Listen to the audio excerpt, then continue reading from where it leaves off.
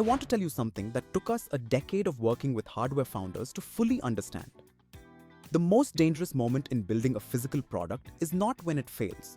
It's when it almost works. Because almost is the word that convinces you to keep going one more revision, one more tooling run, one more supplier until the money is gone and the product still isn't ready. I watched good founders with great ideas go bankrupt, not because they weren't capable, because they did the right things at the wrong time. The hardware graveyard is full of good ideas, not bad products, not lazy founders. Products built by people who were genuinely capable, who simply executed the right stages in the wrong sequence. They validated after they manufactured. They engineered before they had a strategy. They launched before the supply chain was ready. Sequence is everything, and in 8 stages, we're going to get yours right. I'm Divya, co-founder of Analogy Design. Over a decade, we've shipped 150 products and generated $65 million for our clients. But here's what matters. Of the 80 founders we've mentored, the ones who failed all broke at the same stage. I'm going to tell you exactly what they are. Stay with me. Think of it like a flight path. A pilot doesn't take off and figure out the route midair. They file a plan before a single engine turns. They know every waypoint, every altitude change, every contingency. Most hardware founders take off first and navigate by feel. They run out of fuel before they find the runway. Here are your 8 waypoints. Each one is a decision point that compounds into your launch. Miss one, you drift. Execute them right, you ship. Before I show you stage 1, I need you to tell me, have you already started building? If you have, this stage is still relevant because most founders are validating the wrong problem even after they've started. Stage 1. Validate before you build. Most hardware products fail not because the idea was bad, but because the founder fell in love with their version of the problem instead of the customer's actual one. Take Eume. Before a single sketch was drawn, the founder spent weeks talking to working women in urban India. The working hypothesis was that people wanted a premium, professional bag. The real problem? Daily physical pain, back fatigue, shoulder strain from bags that weren't designed for a 10-hour workday. A pain so normalized, nobody was even asking for a solution. That single research shift became the world's first massage backpack and walked into Shark Tank with a 75 crore valuation.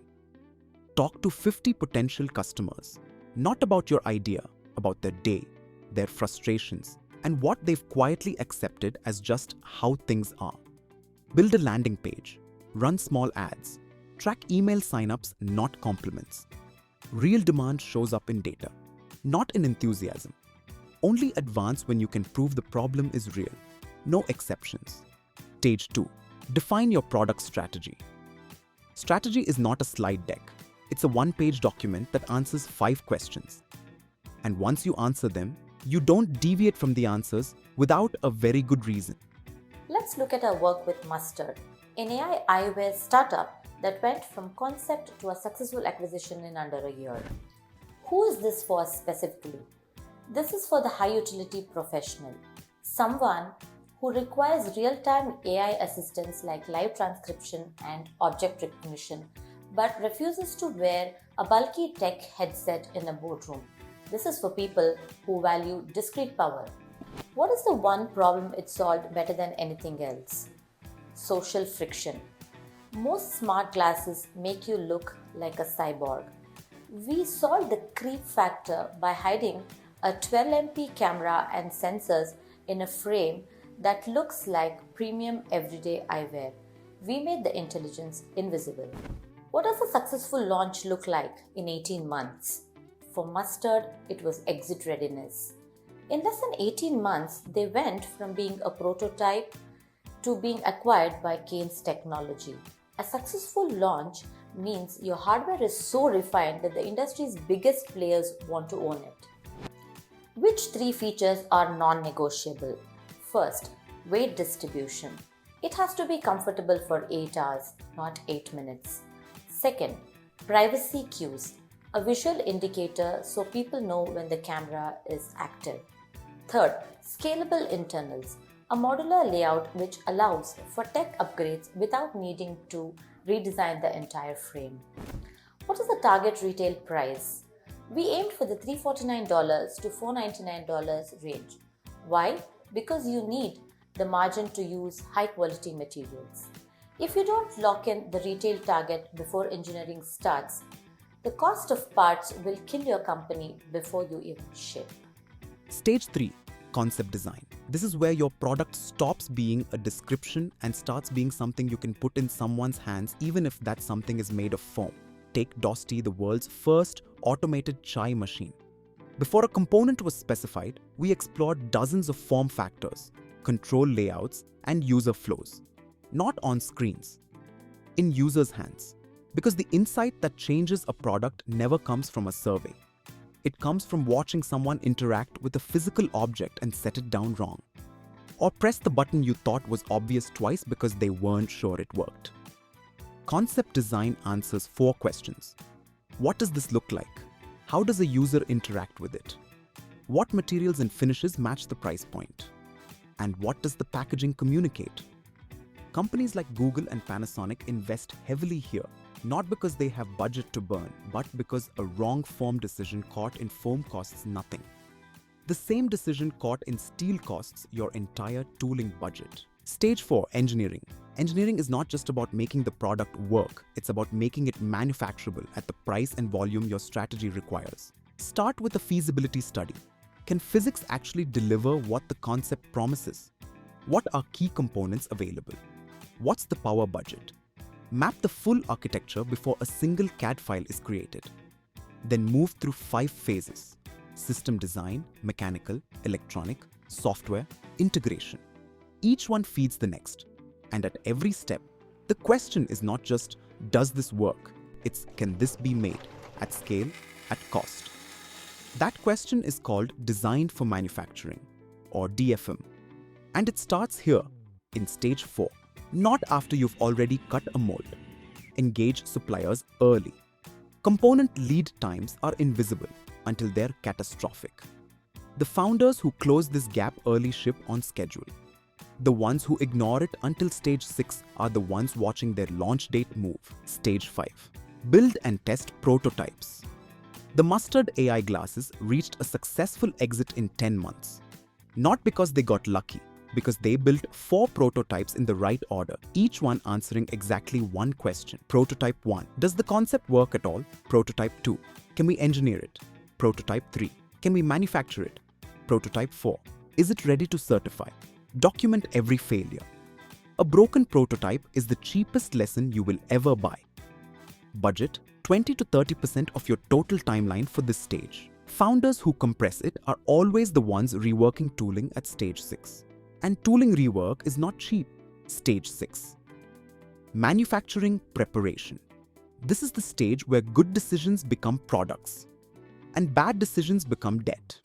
3 choices. Define everything here: production volume, manufacturing location, and supplier selection. Volume determines your unit economics and your tooling investment. Domestic versus offshore changes your lead times, your cash flow, and your quality control access. Supplier selection determines whether you ship on schedule or explain delays for 8 months. Tooling is your single largest upfront cost. Injection molds run from $50,000 to $500,000. And once that steel is cut, design changes are not a conversation. They're a budget line. We had a client commit to a factory remotely. Looked great on paper. They got to production and discovered the factory ran 1 shift, which meant their lead time was double. They missed their holiday launch window. That's a $200,000 lesson that a 2-day factory visit would have prevented. Visit your manufacturer before you commit. Walk the floor. Meet the team. Understand what else they're making and for whom. Then run a pilot. 100 to 500 units on final tooling.